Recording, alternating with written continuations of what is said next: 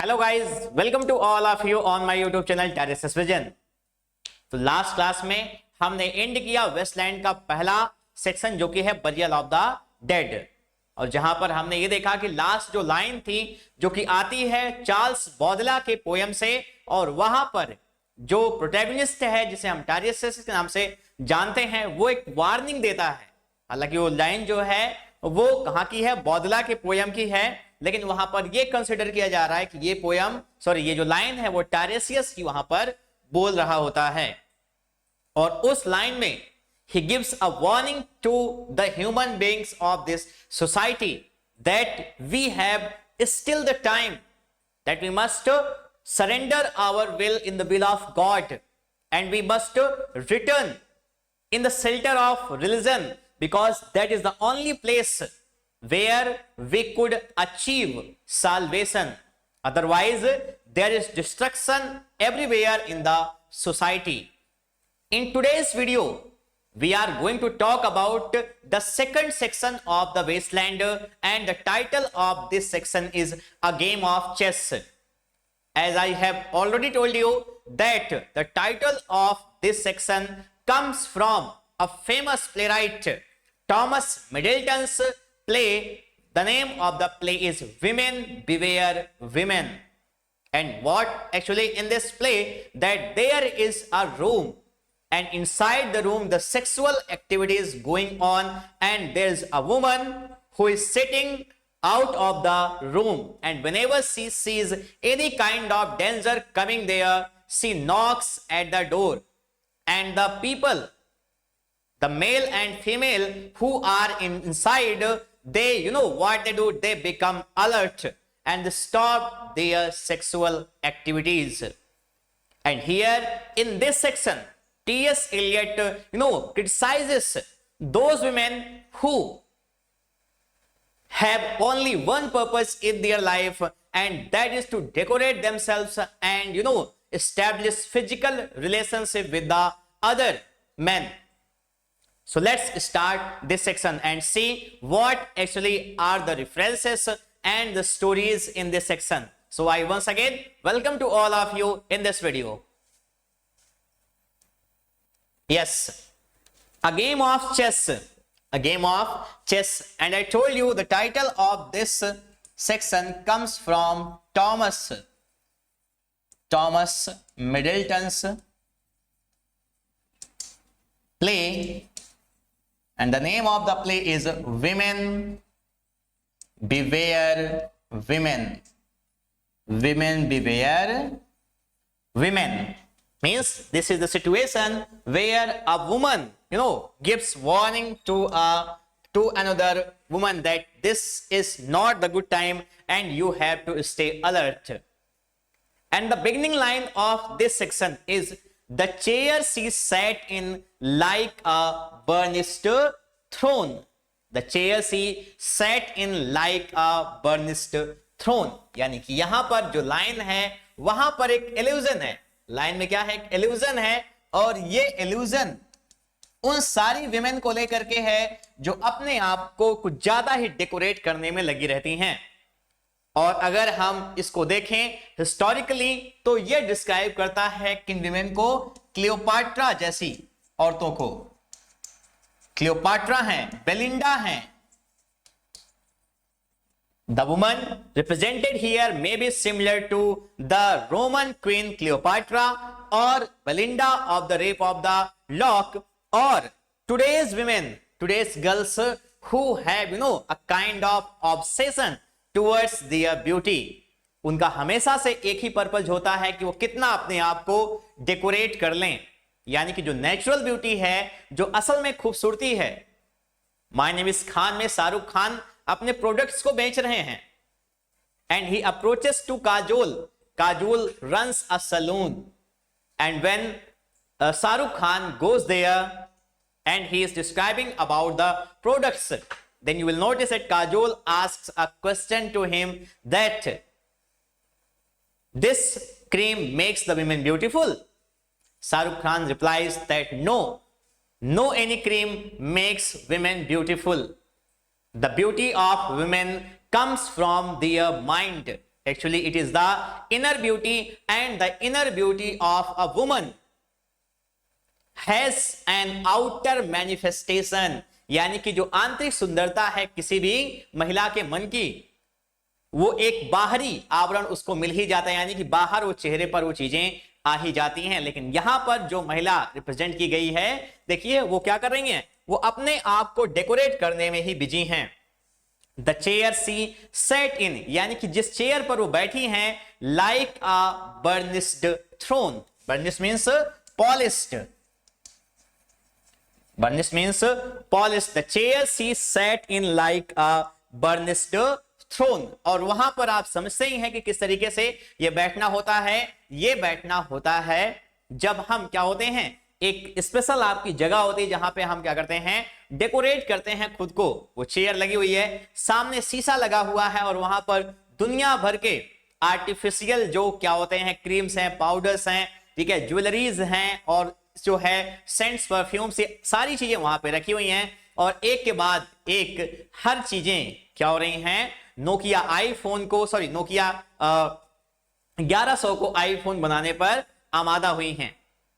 ठीक है, अब यहां पे देखिए, the chair she sat on like a burnish throne, यानी कि मामूली चेयर पर नहीं बैठी हैं, वो जो चेयर जिस पर मैडम बैठी हुई हैं, जो अपने आप को डेकोरेट कर रही हैं, वो कैसी है chair, like a burnished throne. ऐसा लगता है क्या, क्योंकि मतलब थ्रोन है वो किसी किंग की, पॉलिश्ड एकदम से चमकती हुई, बर्निश्ड थ्रोन। और कहां पर है, glowed on the marble, glued on the marble, यानी जो वॉल्स हैं वहां पर जो दीवारें हैं क्या है, वो मार्बल की बनी हैं, made of marble.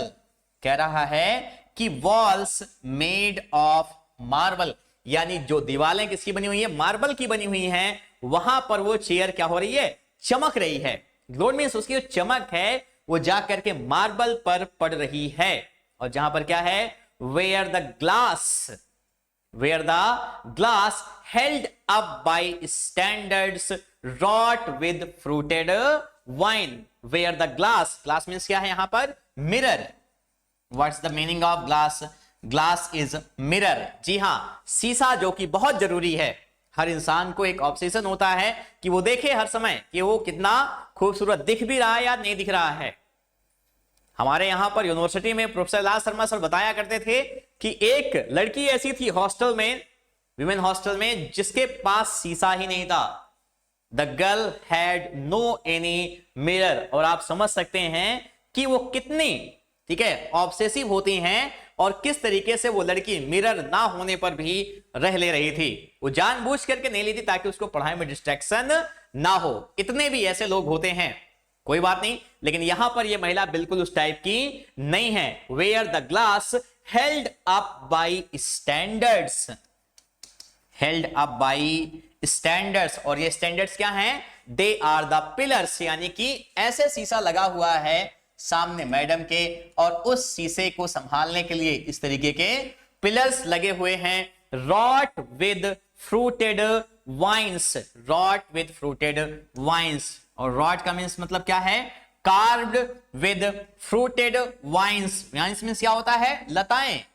Wines means क्या होता है यहां पर, लताएं। और क्या है, उनकी इमेजेस, फ्रूटेड वाइन्स आप कह सकते हैं द इमेज ऑफ ग्रेप्स, यानी कि ये जो आपके सामने स्टैंडर्ड्स हैं, जो पिलर्स हैं, उसमें क्या हुआ है, उसमें ग्रेप की इमेजेस इस तरीके से बनी हुई हैं। समझ रहे हैं, ग्रेप्स की यानी अंगूर की, वाइन का मतलब क्या होता है, अंगूर की लता, उसकी लताएं वहां पर बनी हुई हैं। और यहां से क्या हो रहा है, फ्रॉम विच, और इन्हीं में से ही a golden Cupidon, Cupidon means Cupid god, Cupid god. William Shakespeare के लास्ट 2 सॉनेट्स, 154 सॉनेट्स में से sonnet number 153 and sonnet number 154 have been dedicated to Cupid God। जी हाँ, ये वही क्यूपिड गॉड हैं जिनको हिंदू माइथोलॉजी में कामदेव का नाम दिया गया है। कामदेव जिनकी पर्यायवाची होती है मनोज। समझ रहे हैं, तो कामदेव जब क्या होता है, जब कोई ऋषि मुनि जो है तपस्या करने लग जाते थे, और इंद्रदेव को यह लगता था गुरु हमारा सिंहासन तो गया, समझे, हमारा सिंहासन गया, और इंद्रदेव को अपने सिंहासन से बहुत ज्यादा प्यार था। समझ रहे हैं, उनका ये प्यार कुछ अति ही था। और जब भी कोई ऋषि मुनि इस तरीके की बड़ी तपस्या करने लगते थे तो उनको लगता था कि क्या किया जाए, इनकी इस तपस्या को भंग किया जाए। तो याद किए जाते थे कौन, कामदेव। कामदेव वहां पे जाते थे, और इनकी पत्नी का नाम मेरे ख्याल से रति है, कामदेव उनकी पत्नी रति। तो कामदेव क्या करते थे, वहां पर जा करके, और वो काम मीन्स क्या है, फिजिकल, ठीक है, अट्रैक्शन का जो तीर होता था वो ऋषियों के ऊपर चला देते थे, और चलाने के बाद काम के वशीभूत हो करके वो ऋषि मुनि लगभग अपनी तपस्या छोड़ देते थे। तो कई बार ऐसा भी इंसिडेंट हुआ कि कामदेव को इसका खामियाजा भी भुगतना पड़ा, और बहुत सारे ऋषियों ने इनको श्राप भी दिया। तो वहीं से क्या है, ये ग्रीक माइथोलॉजी में, या आप कह सकते हैं जो अलग माइथोलॉजीज हैं वहां पर इनको क्यूपिडॉन यानी क्यूपिड गॉड का नाम दिया गया है। और इसी ये जो क्या है पिलर्स लगे हुए हैं, यहीं पर एक क्यूपिड गॉड, क्यूपिडॉन क्या कर रहे हैं, पीप्ड आउट, झांक रहे हैं, यहां से झांक रहे हैं। अच्छा मैडम जी तो कितनी सुंदर हैं, समझ रहे हैं। और एक के बाद एक जो है लेप लग रहा है चेहरे पर, एक के बाद एक कॉस्मेटिक्स इस्तेमाल किए जा रहे हैं, आईलाइनर, मस्कारा, जो भी है, फाउंडेशन, एक के बाद एक चीजें लग रही हैं। और ये क्यूपिडॉन बेचारे झांक रहे हैं कि कहां पर हम अप्सराओं के चक्कर में पड़े हुए थे। वो अप्सराएं जो बार बार वही हर जगह मेनका ये सब जो हैं, इनसे बढ़िया तो हम आते हैं वेस्टलैंड में, जहां पर क्या है, हर महिला अपने आप को अप्सरा ना होते हुए भी अप्सरा बना ले रही है, समझ रहे हैं। तो यहां से क्यूपिड गॉड झांके पड़े हैं एकदम, उनकी निगाहें जो महिला वहां पर बैठी हुई है उसको देख रही हैं। और क्या हो रहा है इसी में ही, another hid his eyes behind his wing, और एक और यहां पे क्यूपिड गॉड बैठे हुए हैं, एक एक नहीं दो दो हैं, समझ रहे हैं, एक नहीं दो दो हैं। और दूसरा क्या हुआ है, उसने अपनी आंखें तो पंखों से अपने छिपा ली हैं। क्या कर रहा है, अपने पंखों से छिपा करके चुपचाप से देखे जा रहा है मैडम को कि वाह क्या खूबसूरत हैं हमारी मैडम, हमने तो कभी क्या किया था, इनको इस तरीके से देखा ही नहीं था। Another hid मीन्स क्या है, हाइड का पास्ट फॉर्म है यहाँ पे, his eyes behind his wing, अपने पंखों से उसने अपनी आंखों को छिपा लिया है। या हो सकता है कि वो शर्मा गया हो, उसे शर्म आ गई हो कि ये वास्तव में जो ब्यूटीफुल नहीं है या जैसे भी हैं, ये अपने आप को कुछ ज्यादा ही, ठीक है, दिखाने के चक्कर में, डेकोरेट करने के चक्कर में आमादा हैं। और इसीलिए अब जो असली खूबसूरती है वो हमसे क्या हो रही है, असली नहीं नकली खूबसूरती कह सकते हैं, जो है वो देखी नहीं जा रही है। इतना भी अत्याचार मैडम जी ठीक नहीं है। अब देखिए, doubled the flames of 7 branched candelabra, और क्या हो रहा है, डबल्ड। अब यहां पे आप समझ सकते हैं कि मिरर सामने लगा हुआ है, शीशा, और क्या हुआ है, डबल्ड, यानी मिरर के सामने अगर कैंडल्स लगी हुई हैं तो मान लीजिए मिरर है, और इस मिरर के सपोर्ट में इस तरीके से मैंने आपको बताया पिलर्स बने हुए हैं, जिस पर ग्रेप की इमेजेस हैं, अंगूरों की जो है इमेज है। और क्या हुआ है, डबल द फ्लेम्स, और यहीं पर अगर मैं इसका 3D इमेज बनाऊंगा तो आप समझ सकते हैं, यहां पर क्या है, मोमबत्तियां लगी हुई हैं, मोमबत्तियां लगी हुई हैं। Double the flames of 7 branched candelabra, 7 branched का मतलब ये जो है मोमबत्ती का जो हैंडल है वो कितना है, 7 है संख्या में, 1 2 3 4 5 6 7 इस तरीके से है। 7 ब्रांचेड कैंडेलेब्रा मींस कैंडल्स, यानी कि वहां पर जो क्या है, कैंडल्स को अगर आप देखे होंगे तो हॉलीवुड में या ऐसी जगहों पर जहां दीप प्रज्वलित किया जाता तो आप देख सकते हैं कि वहां पे क्या होता है, कैंडल्स को रखने के लिए एक ऐसा ही ऐसे बना होता है, और उसमें कैंडल्स क्या होती लगी रहती हैं और वो जलती रहती हैं हमेशा। यहां पर भी क्या है, डबल्ड द फ्लेम्स ऑफ, और जो मिरर लगा हुआ, ये जो मिरर है इसकी रिफ्लेक्शन जब इस तरीके से यहां पे फ्लेम्स उठ रही हैं तो इसकी रिफ्लेक्शन जब शीशे में जा रही है तो इससे क्या हो रहा है, डबल द फ्लेम्स, यानी यहां पर 7 मोमबत्तियों में जो फ्लेम्स, जो ज्वाला निकल रही है वो क्या हो जा रही है, डबल हो जा रही है, दोगुना हो जा रही है।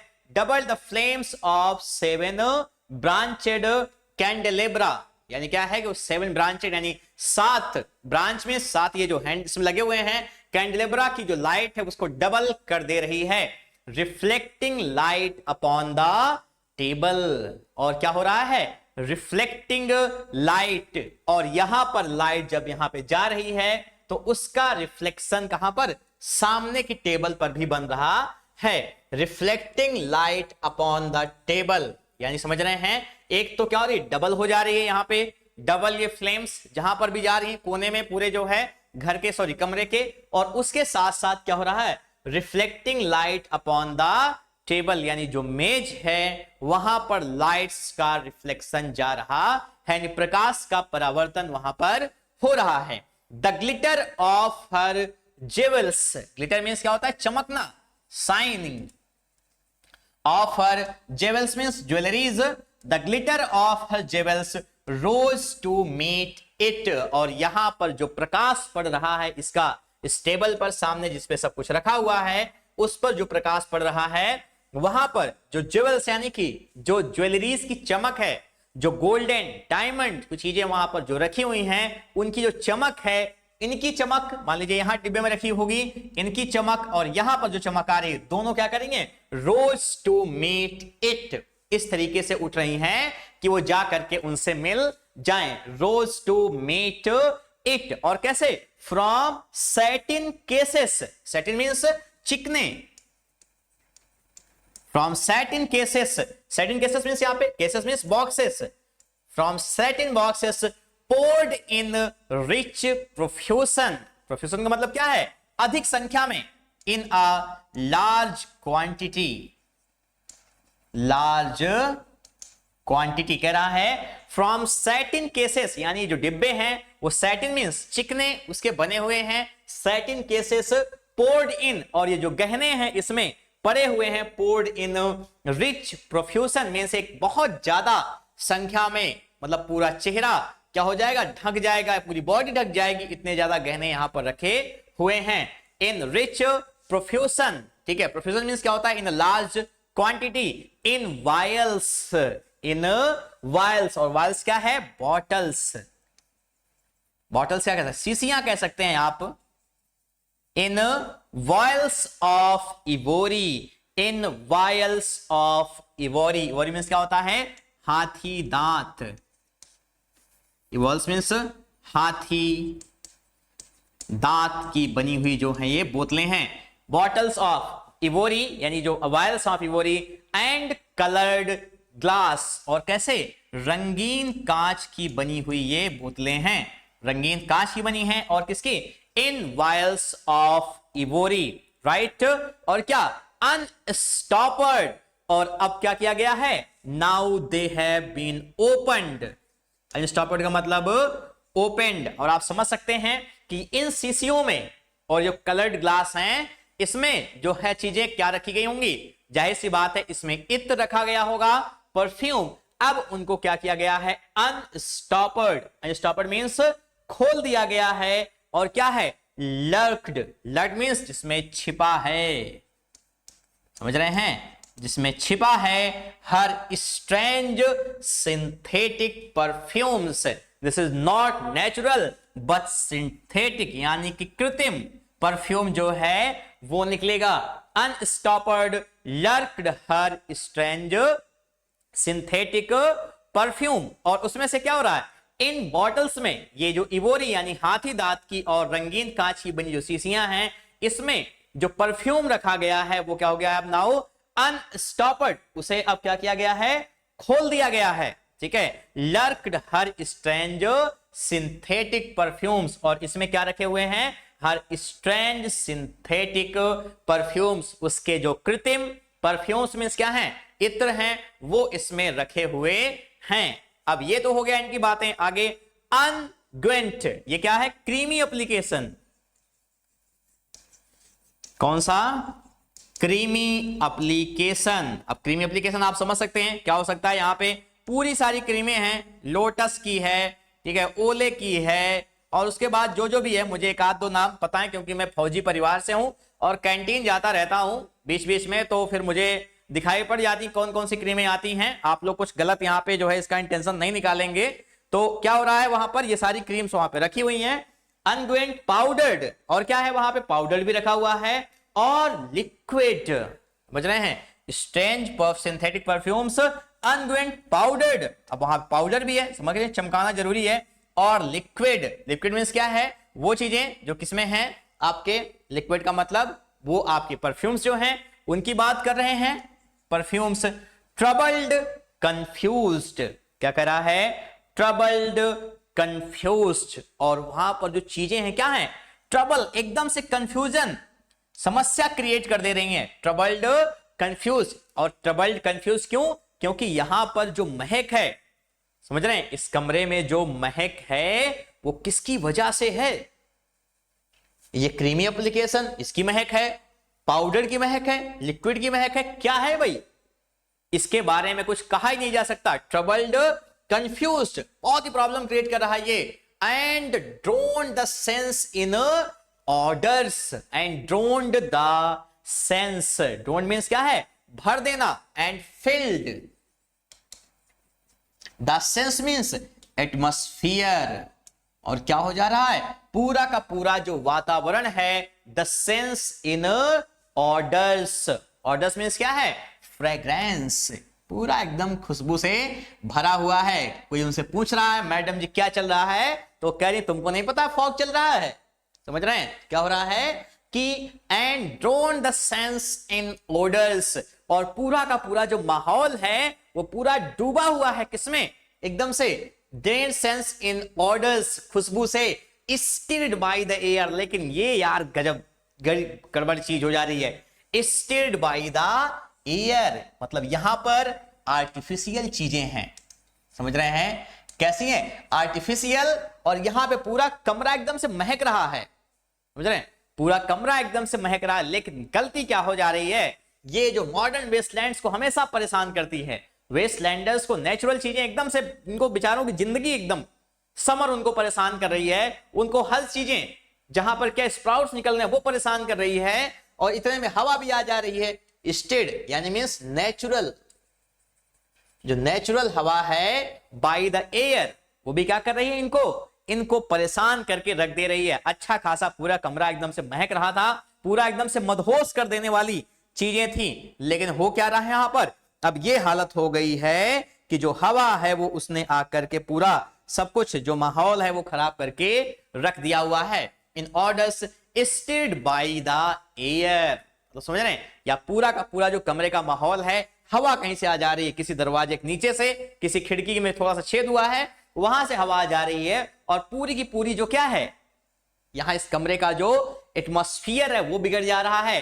दैट फेसेंट फ्रॉम द विंडो, आ कहा रही सी हवा, ये ताजी ब्रीज, समझ रहे हैं, ठंडी ठंडी हवा है, फ्रॉम द विंडो, खिड़की से आ रही है, कहां से आ रही है, खिड़की से आ रही है।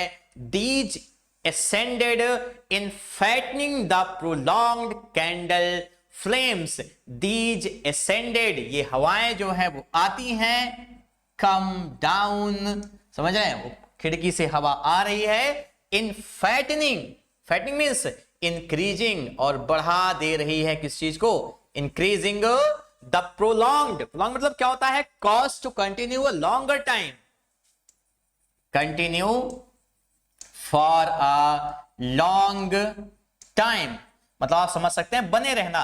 इन fattening prolonged candle flames, और जो कैंडल की फ्लेम्स हैं यानी जो उसमें से आग निकल रही है, ज्वाला, वो और ज्यादा क्या हो जा रही है, फैटनिंग मतलब बढ़ जा रही है, इंक्रीज हो जा रही है इस हवा के आने से। Flung their smoke into the laquearia, flung their smoke, और इस तरीके से क्या हो रहा है, इसका जो धुआं है, स्मोक मीन्स धुआं, और किसका, कैंडल्स का, into the laquearia, into the laquearia means panels, panels, और किसके पैनल्स, यहां पे सीलिंग की बात हो रही है। अब यहां पर क्या हो रहा है, हवा आ रही है और यहां पे कैंडल्स जल रही होती हैं, इनका जो स्मोक है, जो धुआं है, कहां पर ले जाया जा रहा है, सीलिंग्स तक, छत तक इनका धुआं पहुंच रहा है। Steering the pattern, steering the pattern, steering means क्या होता है, बिगाड़ना, स्टीरिंग मींस बिगाड़ना आप कह सकते हैं यहां पे।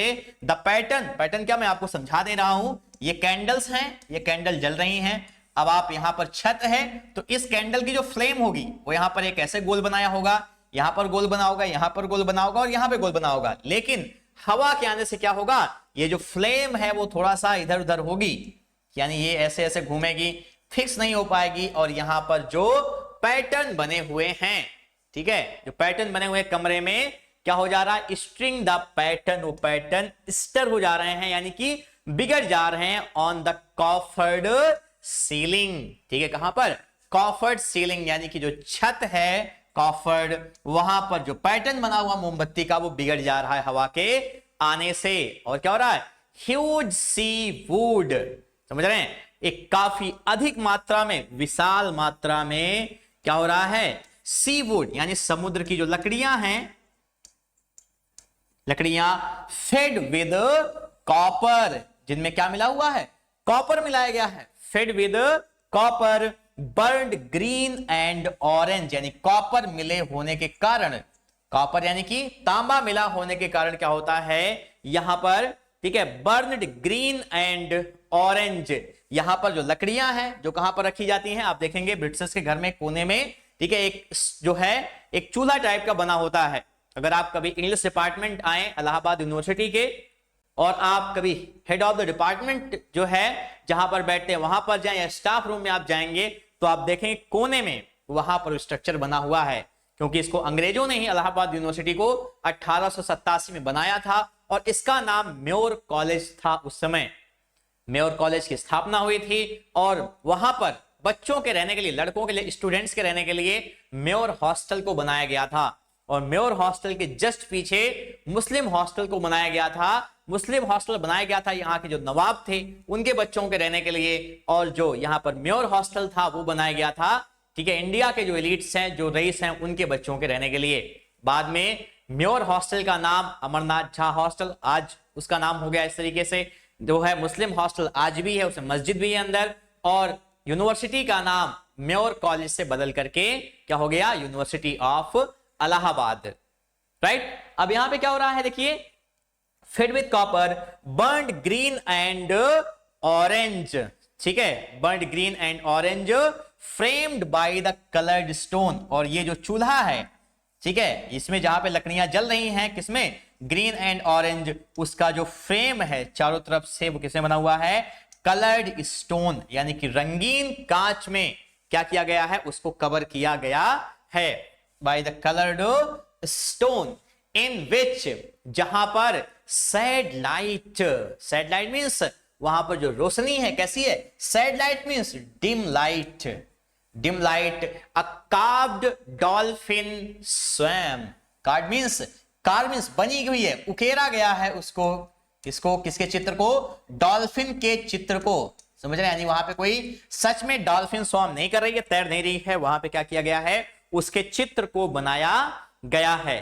Right, dolphin swum above the antique mantle was displayed as though a window gave upon the sylvan scene. Above the antique mantle, antique means पुराना, mantle means curtain, right? Antique means old, पुराना, antique means जो चीजें होती हैं वो बहुत costly होती हैं। antique mantle was displayed, वहां पर क्या था, एक बना हुआ displayed as though a window gave upon the sylvan scene। ये क्या है, पेंटिंग है यहां से, ठीक है, painting as though a window gave, ठीक है, जैसे वहां पेंटिंग बनी वो किस तरीके से है, as though, जैसे कि क्या हो, a window gave, अगर एक आप खिड़की को खोल दें, upon the sylvan scene, ये वर्ड कहां पर आया था, आपके लिए क्वेश्चन मार्क है, आप बताएंगे होमवर्क, ठीक है, ये वर्ड किस पोयम में आता है, सिल्वैन सीन, और सिल्वैन का मतलब क्या होता है, फॉरेस्ट, ठीक है, जंगल के सीन। जैसे क्या होता है, ये पेंटिंग जो यहां पर लगी हुई है एंटिक मेंटल के ऊपर, वो कैसी है, एज दो अ विंडो गिव, जैसे क्या होता है, अ विंडो, एक खिड़की के ऊपर, सॉरी, खिड़की क्या करती है, अगर उसे आप खोल दें तो बाहर आप क्या देखते हैं, जंगल का नजारा है, घास है, पेड़ हैं, ये सारी चीजें लगी हुई हैं। तो एक ऐसी पेंटिंग है, painting depicting the wood, right, depicting the wood, वहां पर जो पेंटिंग लगी हुई है वो वुड यानी लकड़ी को डिपिक्ट कर रही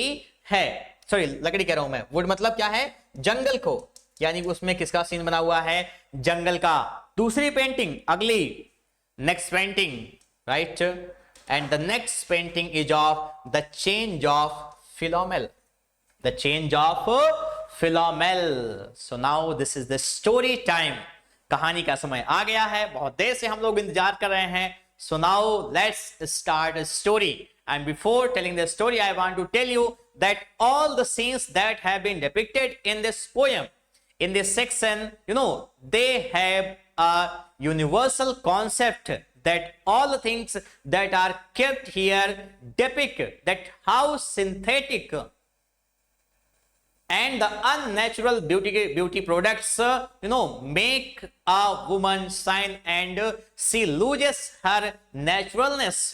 Means the natural beauty of a woman remains no longer on her face.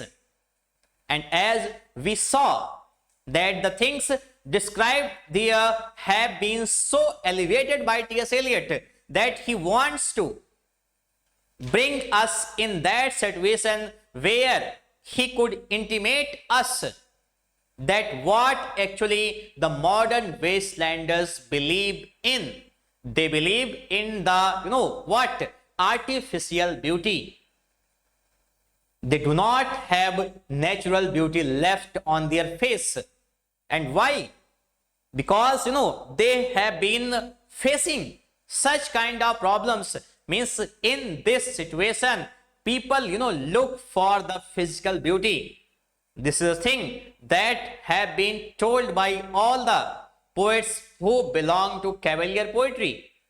The famous poem The True Beauty tells us that beauty, the real beauty is, that kind of beauty which is in our mind. The bending sickle compass come, right? These kind of lines were written that there will be a day when the physical beauty will be decayed, but the beauty, William Shakespeare was worried about the beauty of his friend Earl of Southampton, and he tells us that the beauty that he is describing through his black pen, it will remain forever. But here, we do not have those things. This world is of the false people. ये जो modern Westland है, कैसा, वो झूठे लोगों की दुनिया है। झूठ है, जो जितना झूठ बोल पाएगा उतना ही वो सफल है। सच्चा जो आदमी है, जिसको W.B. Yeats ने अपनी famous poem the second coming में कहा, the best lack all conviction while the worst are full of passionate intensity. जो बेस्ट हैं वो अपना सब कुछ गंवा रहे हैं, उनको सारे कन्विक्शंस क्या हैं, उनके पास नहीं है। वहीं पर क्या हो रहा है, जो वर्स्ट लोग हैं, जो घटिया लोग हैं, वो क्या हो रहे हैं, वो दिन प दिन भरे हुए हैं पैशनेट इंटेंसिटी के साथ में। और यही वो दुनिया है जहां पर ये वुमन अपने आप को डेकोरेट कर रही है, क्योंकि वो जानती है कि उसकी नेचुरल ब्यूटी को शायद यहां पर परखने वाले इंसान भी ना हो, क्योंकि इंसान जो है वो सिर्फ क्या दिखता है, वो आउटर एक्सप्रेशन, बाहरी आवरण हमने कितना अच्छा बना लिया है। जो मन की सुंदरता है उसके बारे में किसी को पता ही नहीं है, उसको कैसे देखना, कैसे जानेंगे हम। रिलेशनशिप पहले हम क्या होते हैं, T S Eliot who is writing this poem, he also become infatuated on Vivian Haywood, but that frustration brought the wasteland before us. T.S. Eliot says that the marriage with Vivian Haywood brought her nothing, but for me it brought those kind of thoughts which brought ultimately the wasteland. He was infatuated on the beauty of Vivian Haywood, and if T.S. Eliot can make mistakes, then we are the ordinary human beings. We are much prone to it. We will make mistakes.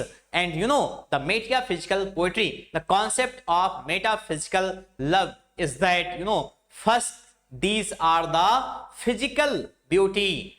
This is the physical beauty that attracts us. Later, this physical beauty, develops such kind of emotions in us that we, that we go on the path where we could achieve the spiritual beauty, right? So all these things Eliot depicted because he want to tell you that the woman is trying to decorate herself because she is about to meet someone. Later in the poem we will see that she is about to meet someone. वो किसी से मिलने वाली है और इसीलिए अपने आप को इतना तैयार करके बैठी है क्योंकि वो चाहती है कि जो उससे मिलने के लिए आ रहा है वो उसको देख करके खुश हो, उसको पसंद करे, वो उसको अप्रिशिएट करे. So now we are going to see the story the change of Philomel. और ये जो है यहां पर रेफरेंस है, किसका रेफरेंस है जान ही गए होंगे आप लोग. इसके नाम पर एक नॉवेल भी है, ओविड का मेटामॉर्फोसिस. इसका मतलब क्या होता है, सब्जेक्ट टू चेंज, जो बदल जाए. यानी यहां पे बदलने की कहानी है. द चेंज ऑफ फिलोमेल कैसे बदली, राइट, बाय द बार्बरस किंग. और बार्बरस किंग कौन है, टेरेस, TEREUS, टेरेस हैं. By the बार्बरस king so rudely forced. So right, we are going to listen the story now. The change of Philomel. Yes, the change of Philomel. तो मैंने आपको बता चुका हूं ये स्टोरी कहां से आती है, ओविड के मेटामॉर्फोसिस से. पहले कैरेक्टर्स को देख लेते हैं. पहले है कौन सा कैरेक्टर हमारे सामने, फिलोमेल, जो पेंटिंग वहां पे लगी हुई है, चेंज ऑफ फिलोमेल. और फिलोमेल क्या है, daughter of Pandion. She is the daughter of Pandion. और ये कौन है, he is the king of Athens. He is the king of Athens. वो एथेंस के राजा हैं. पैंडियन, डी है यहां पर, ठीक है, डी है पैंडियन, किंग ऑफ एथेंस. दूसरी कौन है, इनकी बहन प्रोक्नी. ये दूसरी बहन है, क्या, सिस्टर ऑफ फिलोमेल, बल्कि कह सकते हैं elder sister of Philomel, married to Tereus, TEREUS, right. और टेरेस क्या है, Tereus, right, he is the king of Thrace. He is the king of Thrace, THRACE. He is the king of Thrace, right. Terrace है, king of थ्रेस है, ये king of थ्रेस हैं. और इनकी शादी किससे हुई है, प्रोक्नी से. किससे उनकी शादी, प्रोक्नी. और इनको एक बेटा है, बेटा का नाम क्या है, एटिस, ITYS. He is the son of terrace, right. So let's start the story. कहानी ये होती है कि फिलोमेल और प्रोक्नी बहनें हैं और प्रोक्नी की शादी हुई किससे, टेरेस से. और टेरेस को एक बेटा है, एटिस. ओके, होता यह है कि ये बहुत ही, प्रोक्नी और टेरेस की शादी हो चुकी है, ये रह रहे हैं. और एक बार ऐसा समय आता है कि शादी को 5 साल बीत गए हैं.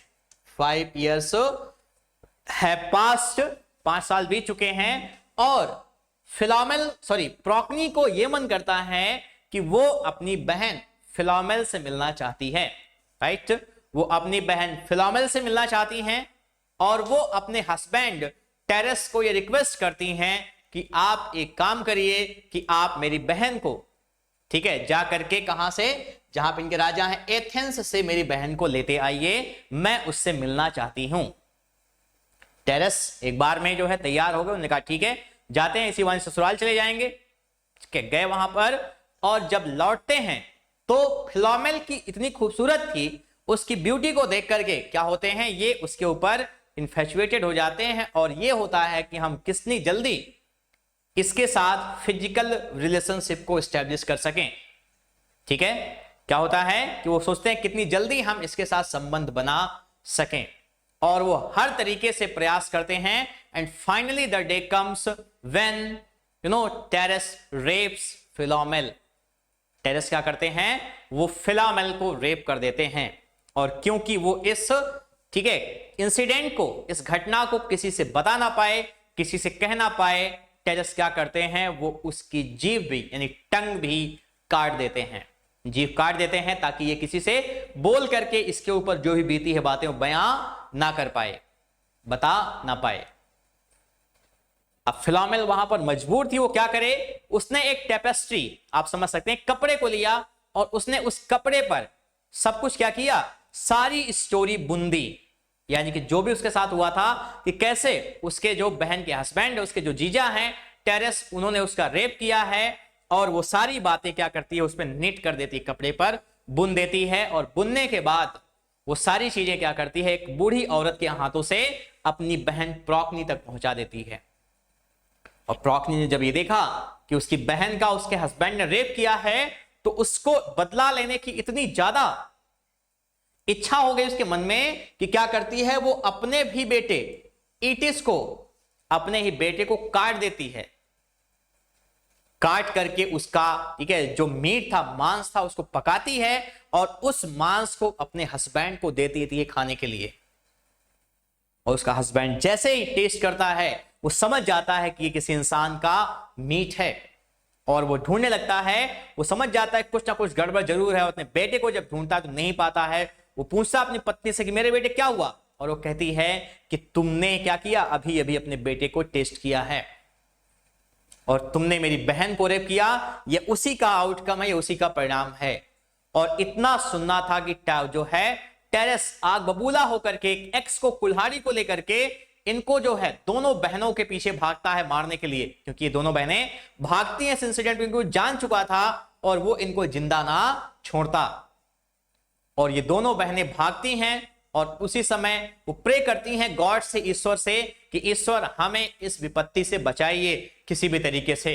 और गॉड क्या करते हैं, वो इंटरवेन करते हैं, वो वहां पर प्रकट होते हैं, और वो फिलोमेल को ठीक है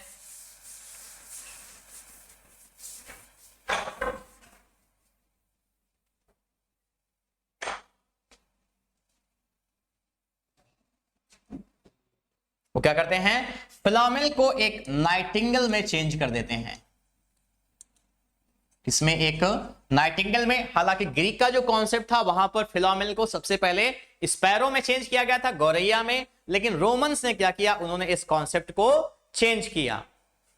क्या होता है कि फिलोमेल को नाइटिंगेल में चेंज कर दिया जाता है, प्रोक्नी को स्पैरो में, प्रोक्नी को गॉड क्या करते हैं, वो स्पैरो बना देते हैं, और टेरेस को बना देते हैं एक हॉक।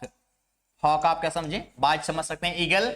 लेकिन ये जो एडिशन है नाइटिंगेल का स्पैरो का हॉक था, ये उल्टा था, यानी ग्रीक जो माइथोलॉजी है उसमें ये उल्टा था, यानी फिलोमेल को क्या किया गया था, उसको स्पैरो बनाया गया था, और प्रोक्नी को नाइटिंगेल, राइट। अब ये है वहां पर जो पेंटिंग लगी हुई है, द चेंज ऑफ फिलोमेल, वो इसी चीज को दिखाती है।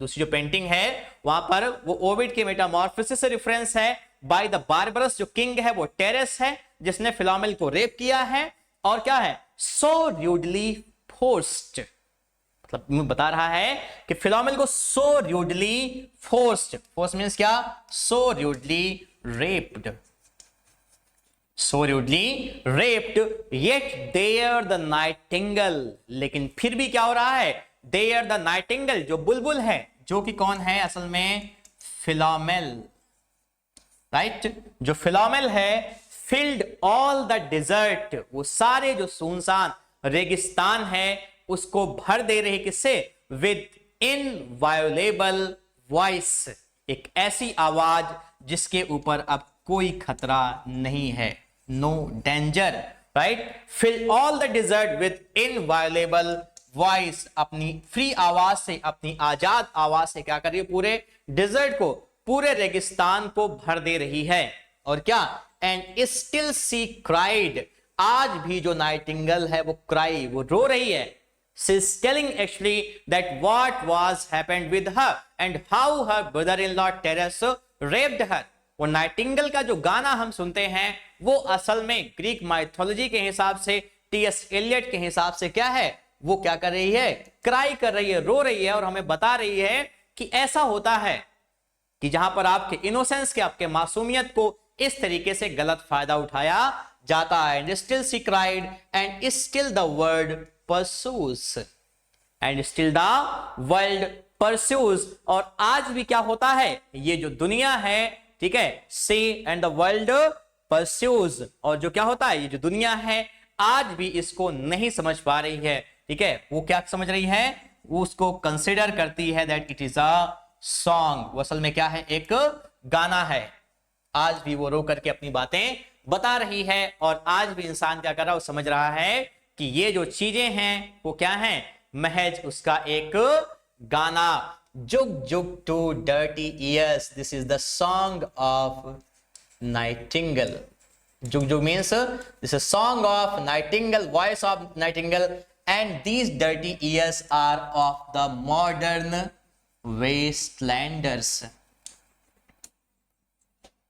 मॉडर्न वेस्टलैंडर्स डर्टी ईयर्स क्यों, because they are unable to understand the suffering and pangs of Philomel. Philomel आज भी क्या कर रही है, वो अपनी बातों को बताने की कोशिश कर रही है कि कैसे उसके ब्रदर इन लॉ ने उसको रेप किया। ये स्टोरी जान लीजिए कि ऐसे ही होता है समाज में, ये सोसाइटी जो है वहां पर ऐसे ही होता चलाया है। The sins they know that are generating in this wasteland are not new, वो नए नहीं हैं। It has been always prevalent in society, समाज में हमेशा से चीजें होती आई हैं। आज की जो रेप की बातें हैं, जो भी चीजें हैं आज हम जो देख रहे हैं, ये क्रूरलिटी हमेशा से बनी रही, right. And the dirty ears are of the wastelanders, क्योंकि वो समझ नहीं पा रहे हैं उसके दर्द को, वो समझ नहीं पा रहे हैं कि उसको क्या हुआ है। अगर वो उसके दर्द को समझ सकते तो समझने का, अब क्योंकि जो हो गया है उसको तो हम चेंज कर नहीं सकते हैं, बट जो हो गया उससे हम सीख ले सकते हैं। और वो सीख वो है कि जहां पर you do not have any kind of liberty और freedom to establish any kind of physical activity to any woman who resists, right? We do not have any kind of authority to touch even the woman if she has no consent in it। ना का मतलब ना। Pink आई थी movie, वहां पर अमिताभ बच्चन ने यही बताया कि ना का मतलब क्या है, ना अपने आप में क्या है, सिर्फ एक शब्द नहीं, एक वाक्य है। आपको कभी भी अनुमति नहीं है कि आप ऐसी चीजों करें। एंड जुग जुग टू डर्टी ईयर्स क्यों, अगर आप इसे सीख ले लेते हैं तब तो बेहतर है, otherwise you are not a real human being, right. तो आज हम अपनी पोयम को यहीं पर एंड करेंगे, मतलब इस क्लास को यहीं पर एंड करेंगे। अपनी कल की वीडियो में मैं आपको स्टार्ट करूंगा यहां से, एंड अदर वाइडर्ड स्टम्प्स, यहां पर एक दूसरी जो है पेंटिंग लगी हुई है, उसके बारे में आपको आगे बताऊंगा। तो कैसी लगी वीडियो आपको, आपने लाइक और कमेंट के जरिए जरूर बताइएगा। Thank you so much for watching, have a good day.